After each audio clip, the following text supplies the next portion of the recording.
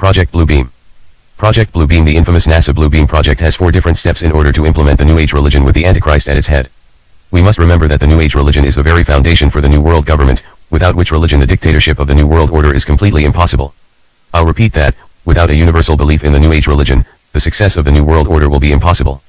That is why the Bluebeam project is so important to them, but has been so well hidden until now.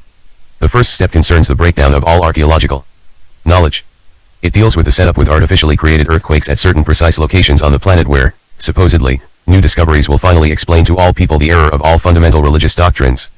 The falsification of this information will be used to make all nations believe that their religious doctrines have been misunderstood for centuries and misinterpreted.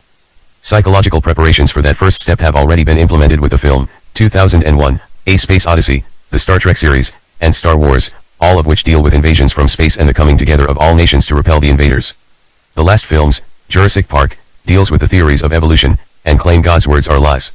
What is important to understand in the first step is that those earthquakes will hit at different parts of the world where scientific and archaeological teachings have indicated that arcane mysteries have been buried. By those types of earthquakes, it will be possible for scientists to rediscover those arcane mysteries which will be used to discredit all fundamental religious doctrines. This is the first preparation for the plan for humanity because what they want to do is destroy the beliefs of all Christians and Muslims on the planet. To do that, they need some false proof from the far past that will prove to all nations that their religions have all been misinterpreted and misunderstood. The second step involves a gigantic space show with 3-dimensional optical holograms and sounds, laser projection of multiple holographic images to different parts of the world, each receiving a different image according to predominating regional national religious faith. This new God's voice will be speaking in all languages. In order to understand that, we must study various secret services research done in the last 25 years. The Soviets have perfected an advanced computer, even exported them, and fed them with the minute physio-psychological particulars based on their studies of the anatomy and electromechanical composition of the human body, and the studies of the electrical, chemical, and biological properties of the human brain. These computers were fed, as well, with the languages of all human cultures and their meanings. The dialects of all cultures have been fed into the computers from satellite transmissions. The Soviets began to feed the computers with objective programs like the ones of the new Messiah. It also seems that the Soviets, the New World Order people, have resorted to suicidal methods with the human society by allocating electronic wavelengths for every person and every society and culture to induce suicidal thoughts if the person doesn't comply with the dictates of the New World Order. There are 2 different aspects of step 2. The first is the space show. Where does the space show come from? The space show, the holographic images will be used in a simulation of the ending, during which all nations will be shown scenes which will be the fulfillment of that which they desire to verify the prophecies and adversary events. These will be projected from satellites onto the sodium layer about 60 miles above the Earth. We see tests every once in a while, but they are called UFOs and flying saucers. The result of these deliberately staged events will be to show the world the new Christ, the new Messiah, Maitreya, for the immediate implementation of the New World religion. Enough truth will be foisted upon an unsuspecting world to hook them into the lie. Even the most learned will be deceived. The project has perfected the ability for some device to lift up an enormous number of people, as in a rapture, and whisk the entire group into a never-never land. We see tests of this device in the abduction of humans by those mysterious little alien greys, who snatch people out of their beds and through windows into waiting motherships. The calculated resistance to the universal religion and the new Messiah and the ensuing holy wars will result in the loss of human life on a scale never imagined before in all of human history. The Bluebeam project will pretend to be the universal fulfillment of the prophecies of old, as major an event as that which occurred 2,000 years ago. In principle, it will make use of the skies as a movie screen, on the sodium layer at about 60 miles, as space-based laser generating satellites project simultaneous images to the 4 corners of the planet in every language and dialect according to the region. It deals with the religious aspect of the New World Order and is deception and seduction on a massive scale. Computers will coordinate the satellites and software already in place will run the sky show. Holographic images are based on nearly identical signals combining to produce an image or hologram with deep perspective which is equally applicable to acoustic, ELF, VLF, and LF waves and optical phenomena. Specifically, the show will consist of multiple holographic images to different parts of the world, each receiving a different image according to the specific national, regional religion. Not a single area will be excluded. With computer animation and sounds appearing to emanate from the very depths of space, astonished ardent followers of the various creeds will witness their own returned messes in convincing lifelike reality. Then the projections of Jesus, Mohammed, Buddha, Krishna, etc., will merge into one after correct explanations of the mysteries and revelations will have been disclosed. This one God will, in fact, be the Antichrist, who will explain that the various scriptures have been misunderstood and misinterpreted, and that the religions of old are responsible for turning brother against brother, and nation against nation, therefore old religions must be abolished to make way for the New Age New World religion, representing the one God Antichrist they see before them. Naturally, this superbly staged falsification will result in dissolved social and religious disorder on a grand scale, each nation blaming the other for the deception, setting loose millions of programmed religious fanatics through demonic possession on a scale never witnessed before. In addition, this event will occur at a time of profound worldwide political anarchy and general tumult created by some worldwide catastrophe. The United Nations even now plans to use Beethoven's Song of Joy as the anthem for the introduction for the New Age One World religion. If we put this space show in parallel with the Star Wars program, we get this combination of electromagnetic radiation and hypnosis have also been the subject of intensive research. In 1974, for instance, researcher G.F. Shapitz said of one of the research proposals that, in this investigation it will be shown that the spoken words of the hypnotist may also be converted by electromagnetic energy directly into the subconscious part of the human brain without employing any mechanical device for receiving or transcoding the message, and without the person exposed to such influence having a chance to control the information input consciously. It may be expected that the rationalized behavior will be considered to have been taken out of their own free will. Anyone investigating so-called channeling phenomena right now would be wise to take this area of research into consideration. It will be noted that those who think of themselves as channelers has escalated rapidly since this type of research was conducted. It is uncanny how similar their messages are, despite which entity they claim to be their source of divine guidance. It would suggest any individual considering the credibility of channeled information should be discerning and critically evaluate where the message they are receiving originates, and if the messages are specifically beneficially to the New World Order. The Sydney Morning newspaper published an item on March 21, 1983 which announced that the Soviets were invading the human mind, the article having been submitted to the foreign editor by Dr. Nathan Abnuenji, assistant professor in the Faculty of Agriculture in Asia. It is worth quoting the article at length even though his grammar is a little old. This article relates to the Soviets who created the supercomputer we were discussing earlier and which is really important because these types of computers can be run through satellites and through space. The computers were fed with all the different languages and their meanings, the dialect of all peoples were fed to the computers with objective programs. But we are no longer talking about the Soviets, we are talking about the United Nations, the minions of the New World Order, who are feeding the computers with the necessary information. The editor of the column in which the article appeared even states that the piece made points too important to ignore. I think it is possible that the persons who have created this megamind control program could sell the software to an organization and not be aware that the client might use the program and data to enslave all of humankind. Just imagine how far they have advanced since that article was published. The advancement of techniques propel us toward the third step in the Blue Beam project that goes along with the telepathic and electronically augmented two-way communication where ELF, VLF, and LF waves will reach each person from within his or her own mind, convincing each of them that their own God is speaking to them from the very depths of their own soul. Such rays from satellites are fed from the memories of computers that have stored massive data about every human on Earth, and their languages. The rays will then interlace with their natural thinking to form what we call diffuse artificial thought. That kind of technology goes into the 1970s, 1980s, and 1990s research where the human brain has been compared to a computer.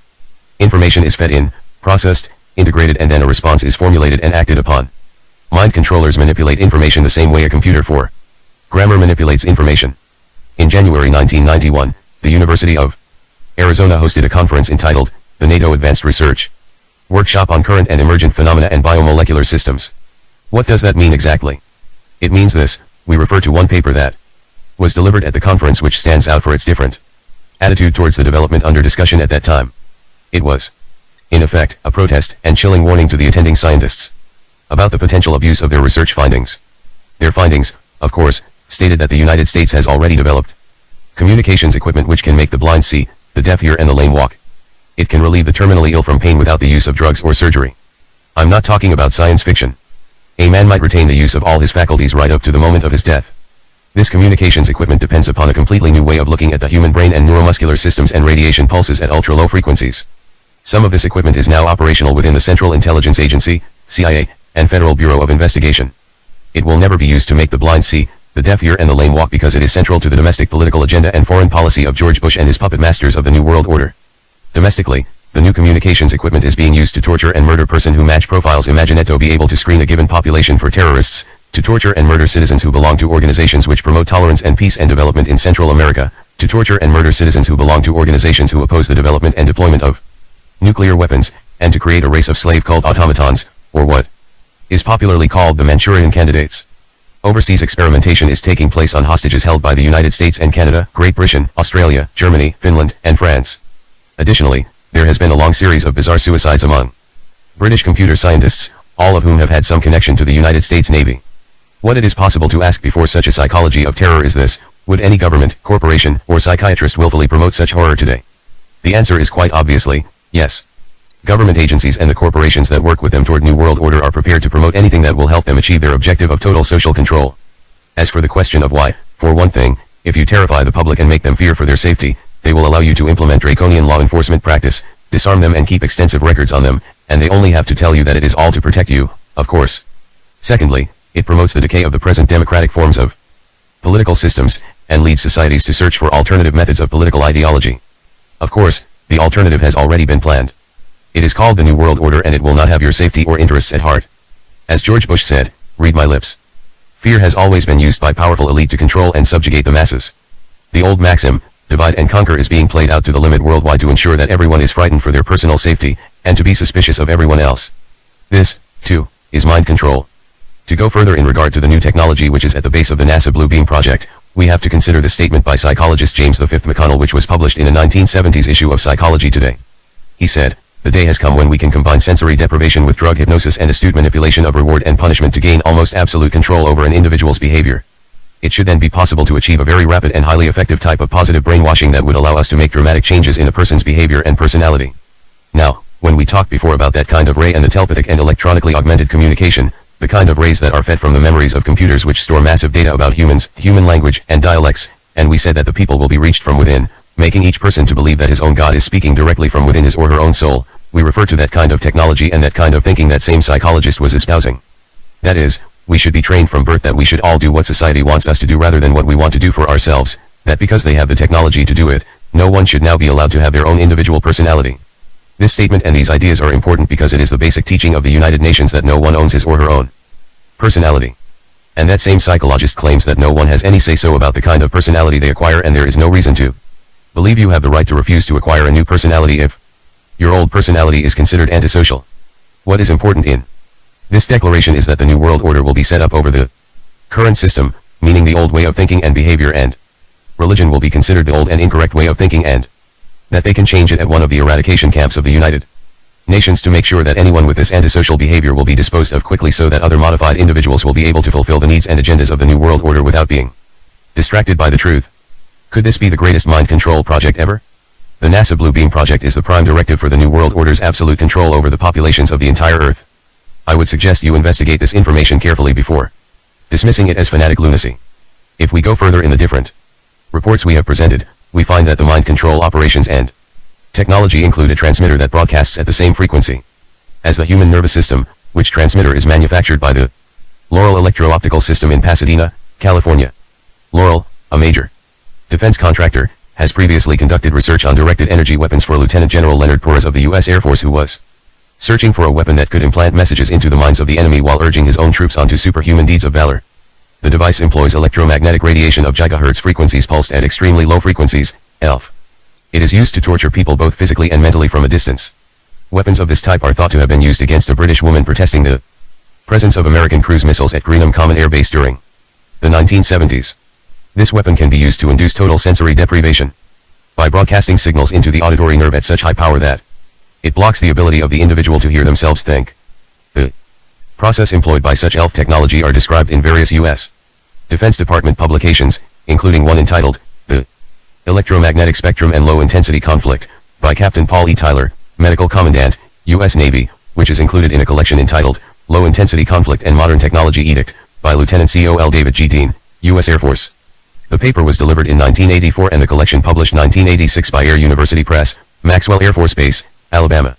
Another pulse microwave device can deliver audible signals directly to an individual while remaining undetectable to anyone else. The technology is very simple and can be built by using an ordinary police radar gun.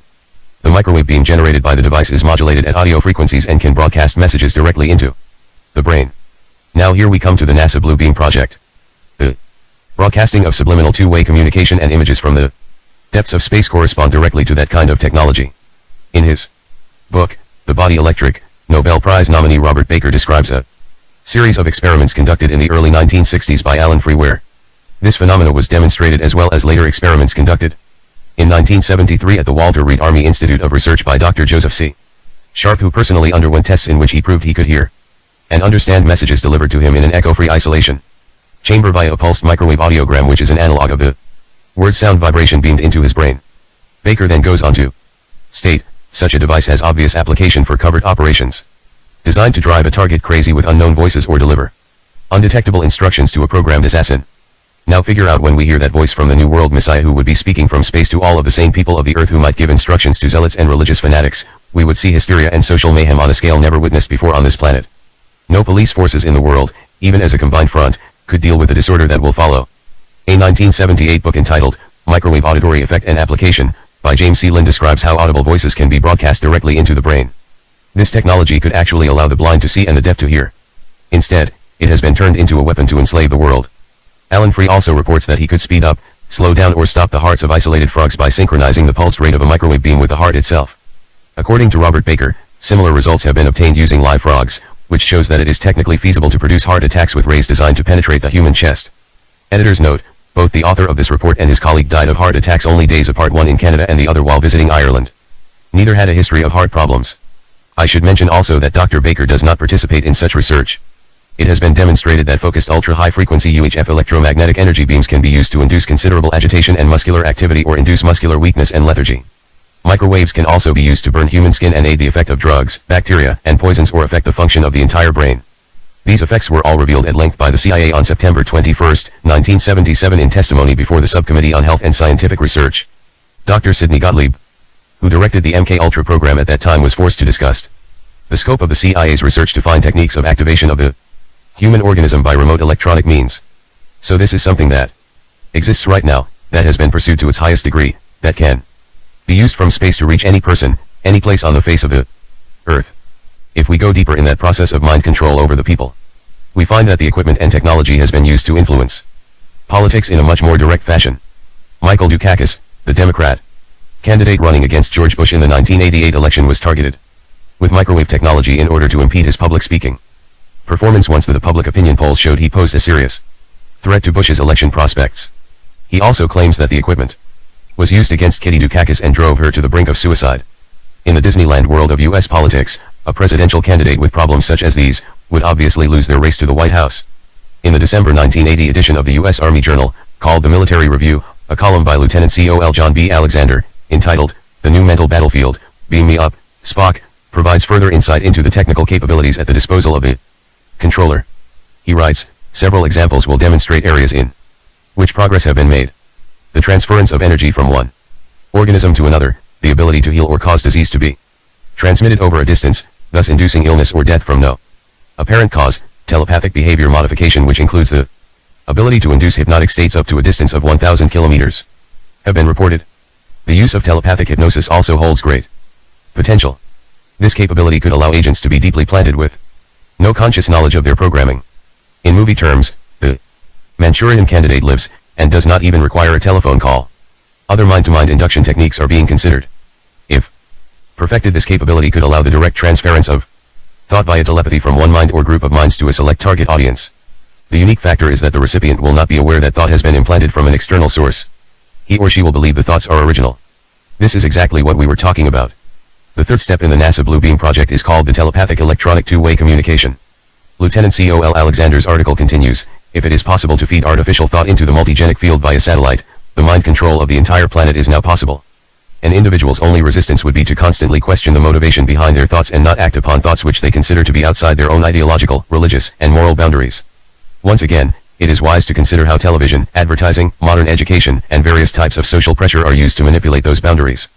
It has been reported by Lieutenant Col. Alexander, who said, in the summary of his military review article, the information on those kinds of technologies presented here would be considered by some to be ridiculous since it does not conform to their view of reality. But some people still believe the world is flat. Now, this means a lot, because if people do not believe this kind of technology is possible, or that it is science fiction, those people put themselves in great jeopardy, because on the night when those 1,000 stars will shine from space, during the night when the new Messiah will be presented to the world, they will not be prepared and will have no time to prepare to save themselves against that kind of technology. They don't believe and they won't take time to prepare.